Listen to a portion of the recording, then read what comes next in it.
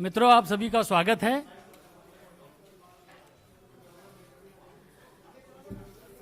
शुरू करें ना। मित्रों, आप सभी का स्वागत है।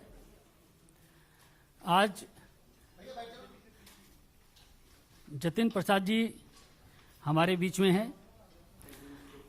आप उत्तर प्रदेश से आते हैं और भारतीय जनता पार्टी की नीति हमारे माननीय प्रधानमंत्री जी नरेंद्र मोदी जी के नेतृत्व से प्रभावित होकर भारतीय जनता पार्टी के परिवार में शामिल हो रहे हैं। हम आपका स्वागत करते हैं। जतिन प्रसाद जी, जैसा कि आप सब लोग जानते हैं, उत्तर प्रदेश के बड़े कद्दावर नेता हैं। आप पूर्व में केंद्रीय मंत्री रहे हैं। कांग्रेस संगठन में कई विभिन्न पदों में आपने कार्य किया है। आपके पिताजी स्वर्गीय जितेंद्र प्रसाद जी उत्तर प्रदेश के बहुत बड़े नेता रहे हैं। हम आपका स्वागत करते हैं भारतीय जनता पार्टी में। और मैं आदरणीय पीयूष गोयल जी जो आज हमारे मध्य हैं, उनसे मैं आग्रह करता हूं कि वह श्री जतिन प्रसाद जी को पार्टी की सदस्यता दिलाएं और पार्टी की सदस्यता की पर्ची उनको सौंपे।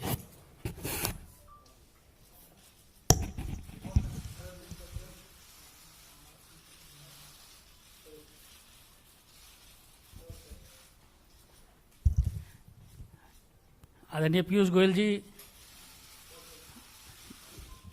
बुके देके आपका स्वागत करें।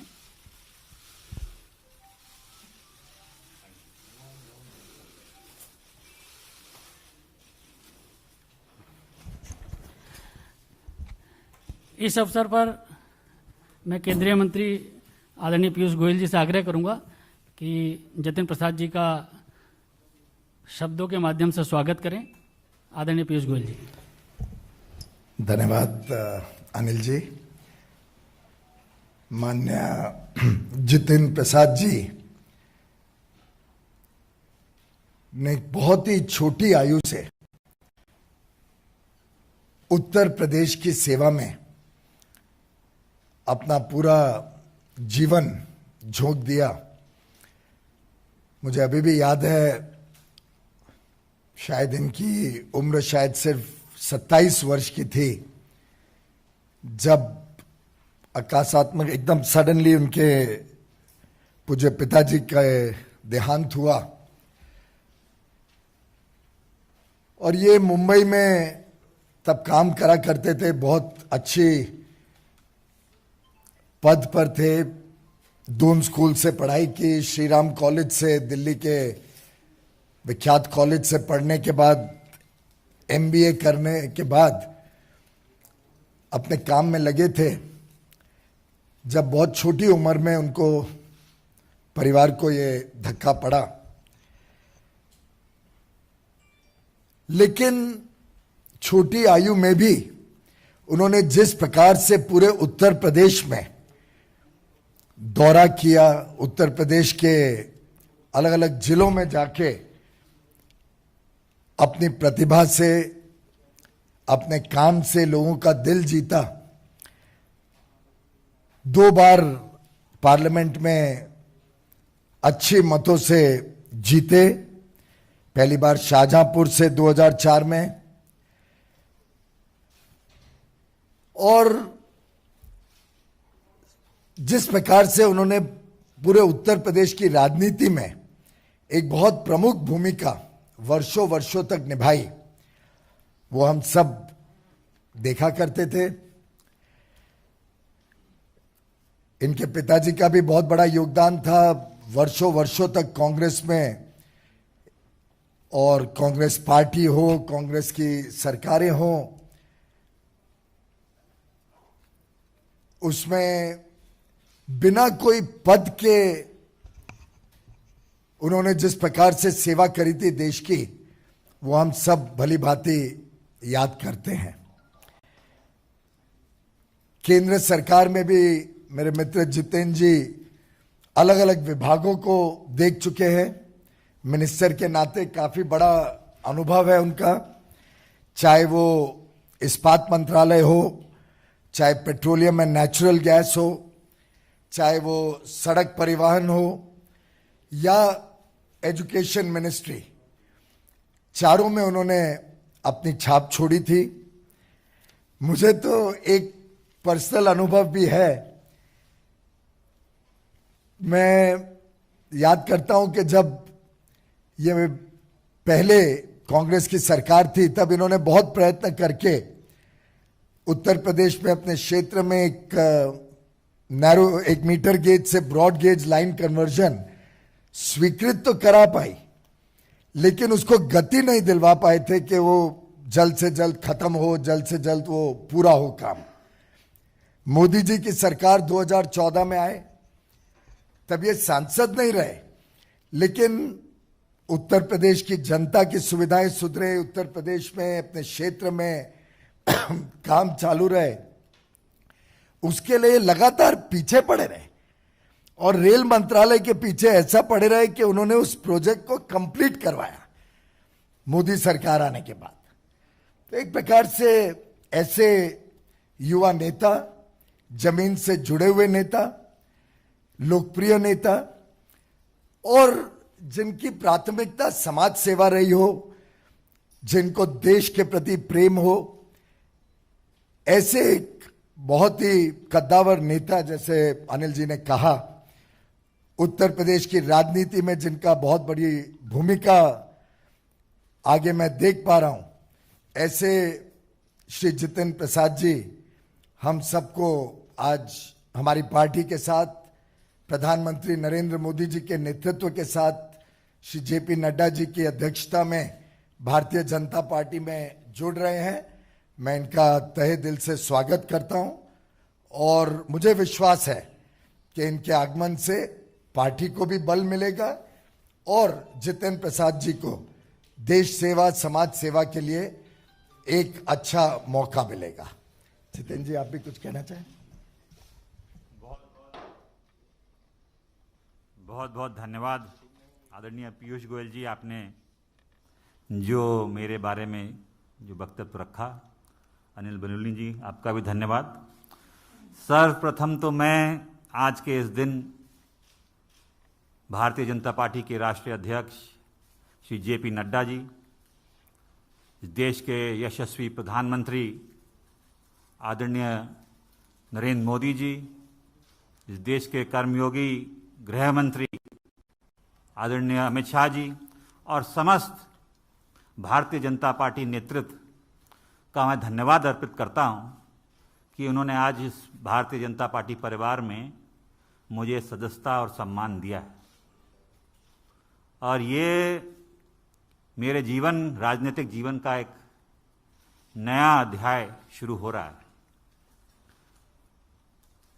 जैसे कि आप जानते हैं, मेरा कांग्रेस पार्टी से 3 पीढ़ियों का साथ रहा है। तो ये महत्वपूर्ण निर्णय जो मैंने लिया है, बहुत विचार मंथन और सोच के बाद मैं इस फैसले पे पहुंचा हूं। और सवाल ये नहीं है आज कि मैं किस दल को छोड़ के आ रहा हूं, मगर सवाल ये है कि किस दल में जा रहा हूं और क्यों जा रहा हूं। ये मैंने पिछले कुछ वर्षों से, 8-10 सालों से महसूस किया है अपने अनुभव में, राजनीतिक जीवन में, लोगों से मिलके भ्रमण करके देश भर में, कि अगर आज कोई इस देश में असली माने में कोई राजनीतिक दल है जो संस्थागत इंस्टीट्यूशनल दल है,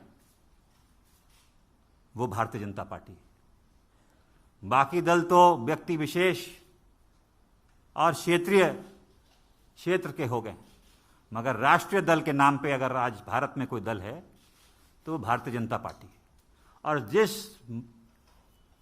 चुनौतियां और परिस्थितियों से हमारा देश और विदेश में भी, हमारी सीमाओं पे भी जो चुनौतियों का सामना कर रहा है, उसके लिए अगर आज इस देश हित में कोई दल और कोई नेता सबसे उपयुक्त और मजबूती के साथ खड़ा है देश हित में, तो भारतीय जनता पार्टी और प्रधानमंत्री नरेंद्र मोदी जी। ये जो दशक है, ये भी मैंने एक वक्तव्य सुना था प्रधानमंत्री जी का, कि निर्णायक होगा भारत के लिए और आने वाली पीढ़ियों के लिए। भारत विश्व पटल पे क्या भूमिका निभाएगा वो यहाँ सरकार तय करेगी और नेतृत्व तय करेगा। और प्रधानमंत्री जी रात दिन भारत की सेवा में निस्वार्थ लगे हुए हैं। हम देखते आए हैं, हमने चुनौतियों का सामना भी किया, जनता ने हमें दरकिनार भी किया है, तो हम जानते हैं कि उनके प्रति देश की भावना क्या है प्रधानमंत्री जी के प्रति।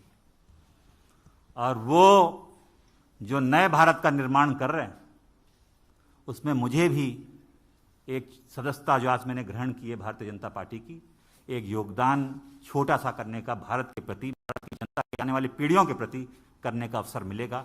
ये मैंने विचार करके इस निर्णय पे पहुंचा। कल्याणकारी योजनाएं तो प्रधानमंत्री जी ने की हैं, जो गांव-गांव हम देखते हैं, चाहे विद्युतीकरण हो, शौचालय हो, गैस योजना हो, तमाम उन गरीबों का ध्यान रखा है और उन लोगों का ध्यान रखा है जो असली में जरूरतमंद है। और दूसरा कारण ये भी है कि जिस दल में मैं था, मुझे ये महसूस होने लगा कि हम लोग राजनीति में हैं और राजनीति एक माध्यम है, दल भी माध्यम है। अगर आप अपने लोगों के हितों की रक्षा नहीं कर सकते, उनके लिए काम नहीं आ सकते, तो आपका राजनीति और उस दल से में रहने में क्या औचित्य है।